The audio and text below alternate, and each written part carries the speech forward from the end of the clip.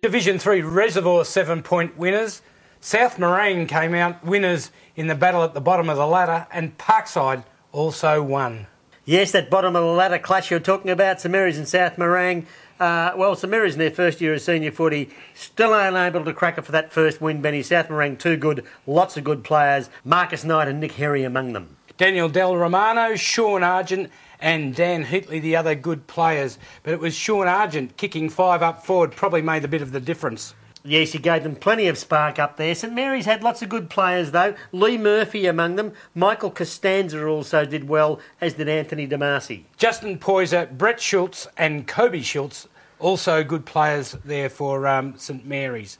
Josh Doherty kicked 4 goals for them. So well done to South Morang, St Mary's. Well, they'll persist, and I tell you what, their day will come. But it is a difficult track to go from a junior club into a senior club, Des. It certainly is, Benny, and our own Sean Rogash went out and caught up with the St Mary's people to find out just how difficult it is. St Mary's Football Club have been a highly successful junior side over many years. The Kookaburras have decided to take the tough road into senior footy. Building their team from junior players, they are competing in Division 3 of the Northern Football League. Junior club started in 1973, with one side. Today we've got over 600 players and 26 teams. Originally the club was successful by the very fact that it was only a junior club. Then we became aware of the fact that quite a number of our players weren't going on to play senior football. In fact, it was 68%. So the club actually felt obligated to look at that and do our due diligence to make sure that these players had a pathway to go on to senior football if they chose to. On the scoreboard, obviously, you haven't been performing as well as we expected, but in saying that, we haven't really heaped any expectations on them.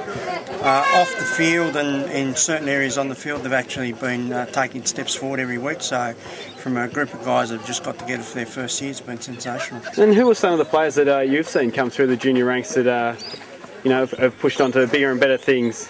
Well, most recently has been Matthew Cruiser, who's obviously down at Carlton.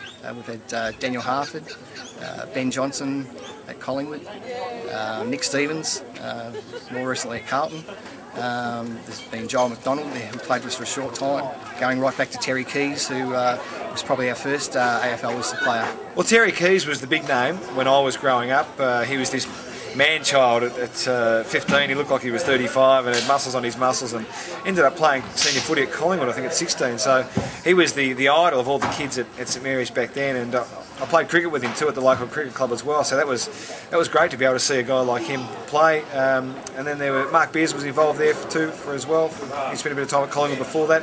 And from my era, I played with Blake Carosella from under 12, so he's a double premiership player, I think he is. Lucky man. And in the future, obviously, we have our under-19 group which are going well, undefeated at the moment this year. And 14 of those guys step up to senior footy next year, so we've got an exciting future next year on. What do you think about St Mary's taking the jump into senior footy? I think it's fantastic. It was such a powerful junior club. It was a natural progression, I would have thought. And you've always got a supply of players coming through. It's going to be tough, I would imagine, in the first 4 or 5 years to gain that foothold, but I think it's a fantastic idea, and being such a powerful junior club, you would hope and pray that, as we do at St Mary's, that it becomes a powerful